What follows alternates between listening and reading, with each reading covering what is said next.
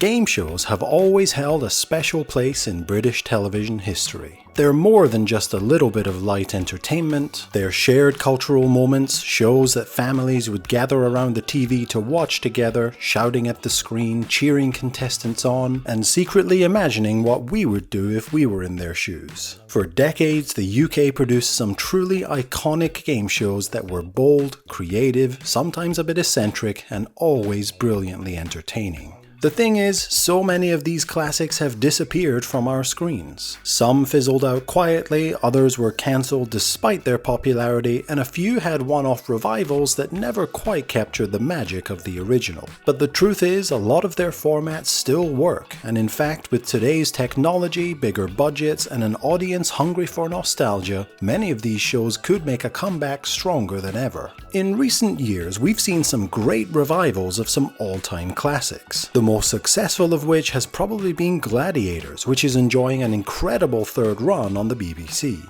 I've been thinking for a while about which classic game shows I would love to see return. So in this video, we're going to take a look at 5 legendary UK game shows that absolutely deserve a reboot. Some were ahead of their time, others were family favorites, but all of them left behind a gap that modern TV has never quite managed to fill. This list is in no particular order, and I'm sure you'll have your own opinions on their viability in the modern television era. But I'm sure we can all agree that the following 5 shows would be absolutely incredible to see back on our screens. If you grew up with British game shows, you'll know exactly how special these were. And if you didn't, well, you're about to find out why so many of us want them back. Before we get started, please don't forget to give this video a like and subscribe if you're enjoying the content here on the channel. Your support is greatly appreciated.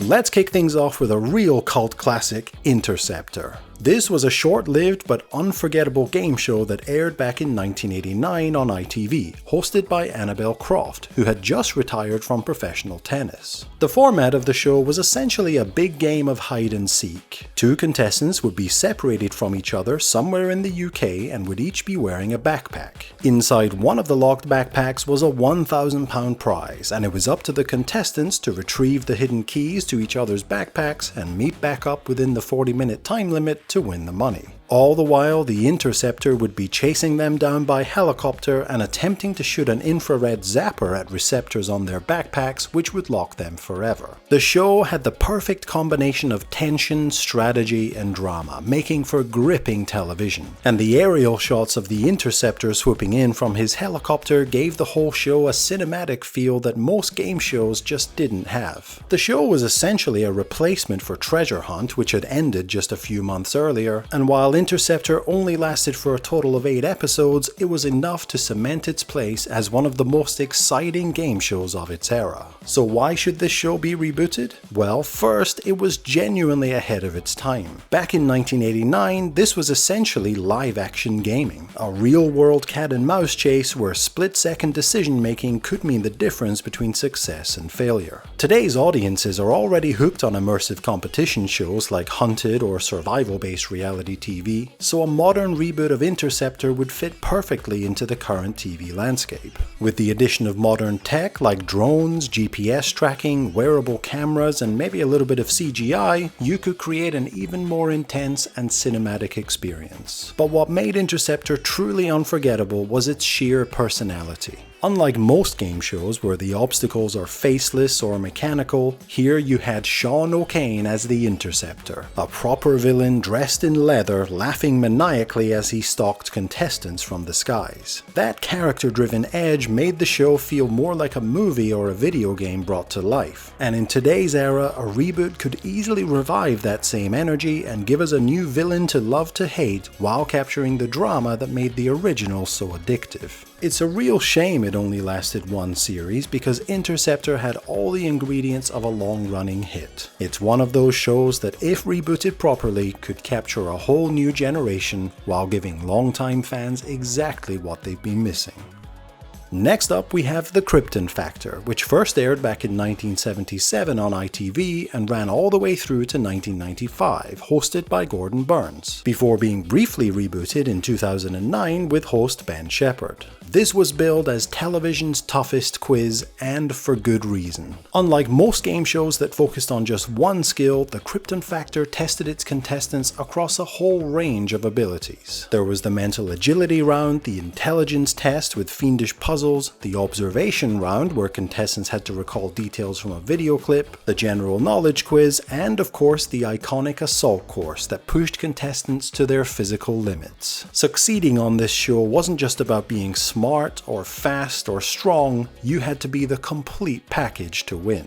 What made the Krypton Factor so great was its variety, and it genuinely felt like a test of all-round human ability. You could be brilliant at puzzles but struggle on the assault course, or ace the general knowledge round but slip up on memory recall. That balance kept things exciting and unpredictable, and it meant the eventual winners really did feel like they'd earned the title of champion, which the show traditionally called the Superperson of the Year. In an era where TV game shows often stick to a single gimmick, the Krypton Factor stood out as something far more ambitious. As mentioned earlier, the show has been rebooted once before in 2009, and while I quite enjoyed it, it never really captured the magic of the original. The show had lost a little bit of its edge, and it just didn't feel as challenging or as prestigious as the Gordon Burns era. What made the original so compelling was that it was genuinely tough, and the reboot seemed a little too polished and watered down. It's proof that if the Krypton Factor ever does return, it has to lean into that toughness and ambition and not shy away from it. So why do I think it deserves another reboot? For one, audiences today love shows that push people both mentally and physically. Look at the success of The Traitors, Taskmaster, or even modern obstacle course shows like Ninja Warrior. A fresh version of the Krypton Factor could combine all of those elements into one ultimate competition, appealing to viewers who love quizzes just as much as those who love the physical challenges. A new host would definitely be in order, as Gordon Burns is now retired from broadcasting, and I never felt that Ben Shepherd was the best fit for the first reboot. A few names spring to mind for potential new hosts, but I think someone like Clive Myrie would be an excellent fit. He currently hosts Mastermind on the BBC and so probably wouldn't be available, but someone with his commanding yet approachable style would capture the same sense of prestige that Gordon Burns brought to the original series. What are your thoughts? Who do you think would be the perfect choice of host for a new version of the Krypton Factor? Let me know in the comments below.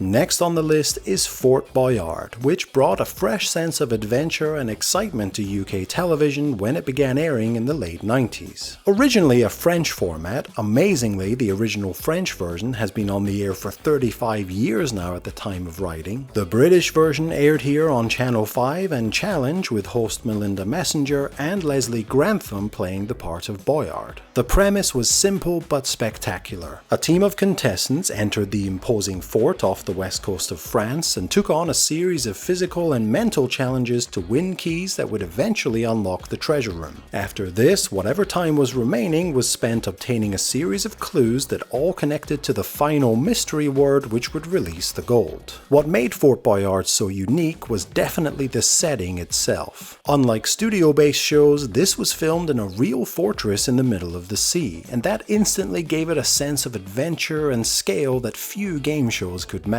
The crumbling stone walls, the claustrophobic chambers, the iron staircases, the rickety rope bridges, the shadowy dungeons. Every part of the fort was used to create an atmosphere that felt halfway between Indiana Jones and the Crystal Maze. Add in the eccentric cast of characters like the Professor, played by Jeffrey Belden, Captain Baker, played by Tom Baker, and the rest of the fort's guardians from the original French version, and you had a format that felt more like a fantasy adventure than a conventional game show. While the Crystal Maze has been revived with some success in recent years, Fort Boyard has strangely been absent from UK screens, despite still being a massive hit internationally, especially in France where, as I mentioned earlier, it continues to run to this day. That's why I think Fort Boyard is ripe for a reboot in the UK. It's the kind of show that could appeal to multiple generations. Nostalgic fans who remember the UK run in the 90s, and new audiences who are hooked on adventure-based reality formats. If done right, a reboot of Fort Boyard could bring back that sense of epic, family-friendly adventure that's been missing from British TV for far too long.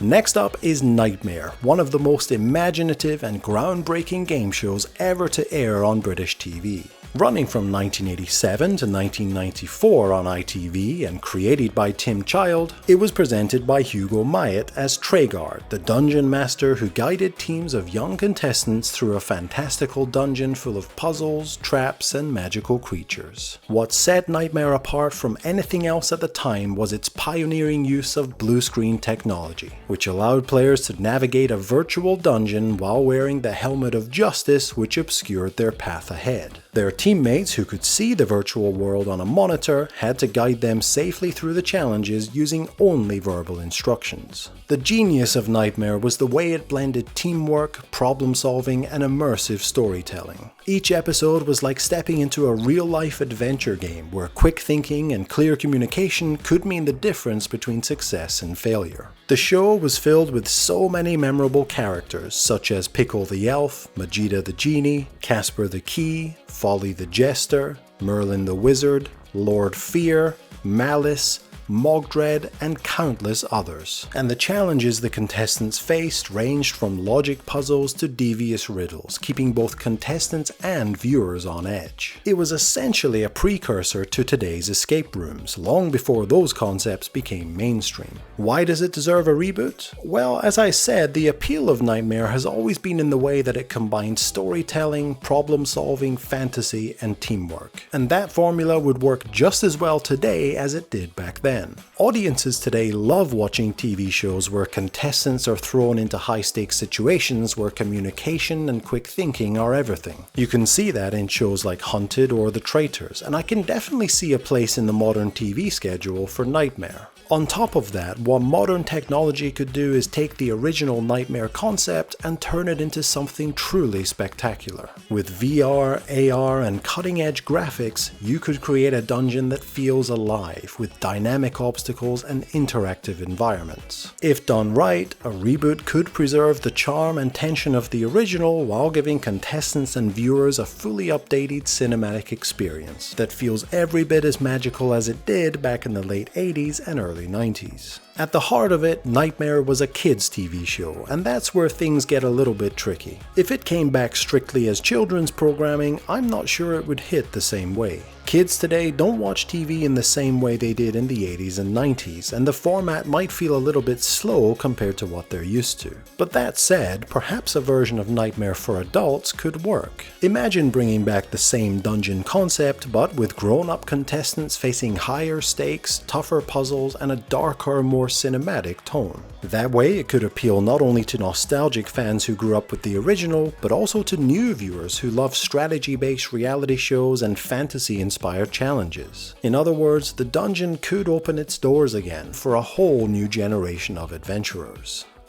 Lastly, what I believe is the greatest game show ever and a show that definitely needs another reboot, The Crystal Maze. Out of all the classic British game shows, this is the one that for me stands above the rest, and if there's one format that absolutely deserves another shot on TV, it's this one. First airing in 1990 and created by Jacques Antoine, who also created Fort Boyard, the show quickly became a cultural phenomenon. It originally ran for 6 series on Channel 4 from 1990 to 1995 and was hosted first by the unforgettable Richard O'Brien and then by Ed Tudor-Pole. A one-off revival for Stand Up to Cancer in 2016 was hosted by Stephen Merchant before Richard Ayoade took on the role of Maze Master for the full revival between 2017 and 2020. There was even an American version created in 2020 hosted by Adam Conover. But even with these returns, the original run is the one people most fondly remember, and it's not hard to see why. The format was pure genius. Teams of 6 contestants would enter the maze, a sprawling set divided into 4 distinct zones where they would have to complete a series of physical, mental, skill, and mystery challenges to earn time crystals. Each crystal won would be worth 5 precious seconds in the show's climactic finale, the Crystal Dome. It was a format that combined variety, spectacle, suspense, and tension like nothing else, and every episode felt like a true adventure. What made the Crystal Maze special though wasn't just the games, it was the atmosphere. The sheer scale of the set was jaw-dropping, with intricate, detailed zones that felt like living, breathing worlds. The Maze Masters also played a massive role. Richard O'Brien in particular was magnetic, witty, mischievous, and eccentric as he guided teams through the maze with a blend of humor and authority that set the tone for the show perfectly. His improvised quips and quirky musical interludes gave the show a personality that no other host has quite managed to replicate. Although I do have a soft spot for Ed Tudor Pole, the second Maze Master. So why does it deserve another reboot? Quite simply because the Crystal Maze is the greatest game show Britain has ever produced. Perhaps I'm a little bit biased when I say that, but for me, there's no question. It was loved by millions, it brought families together in front of the TV, and is still remembered with huge affection decades later. I honestly think no other format has ever come close to matching its blend of adventure, variety, spectacle, and entertainment. It's a show that's sorely missed on our screens. The last reboot on Channel 4 was excellent and definitely delivered nostalgia, but there were a few things about it that I think could have been improved. For one, there just weren't enough episodes with regular members of the public. Instead, the show leaned heavily on celebrity specials. Now don't get me wrong, a celebrity edition every now and then can be fun, especially as a Christmas special or a one-off event, but when it becomes the norm, the show loses part of the magic of the original Crystal Maze. The reduction of team size to just 5 contestants and fewer games played per episode was also a bit disappointing, as well as the fact that the team could now no longer choose what type of game they wanted to play and were instead told what it would be by the Maze Master. I was definitely not a fan of that change. And lastly, the host. Richard Ayoade was okay, but I could never put him in the same bracket as Richard O'Brien and Ed Tudor Pole. But then the question arises, who could host a new Crystal Maze? Who would be the best choice? For years I've been saying that David Tennant would be the perfect Maze Master, but I'd love to hear who you think would make a great host. Let me know down in the comments below. Most fans of the show would probably agree that the original format of the Crystal Maze was the best. The zones we know and love, the balance of mental, physical, mystery and skill games, the high stakes rush of the Crystal Dome, that's what people want to see again, and a reboot shouldn't stray too far away from that familiar magic. In the end, it doesn't need radical reinvention, it just needs to bring back what already made it the best game show of all time. Ultimately, the Crystal Maze was the pinnacle of British game shows. It was bold, creative, adventurous, and endlessly entertaining. That's why I believe, above all others, this is the show that deserves another revival the most, and if done right, it could once again be the crown jewel of British television game shows. Thanks for watching everyone. Out of all the classic game shows we've talked about today, which one would you most like to see make a comeback? And what other classic game shows would you like to see rebooted? Let me know your thoughts in the comments below. I always love reading your takes. Don't forget to hit that like button if you enjoyed the video, and make sure to subscribe so you don't miss any of the new content coming to the channel. Thanks again for watching, and I'll see you in the next one.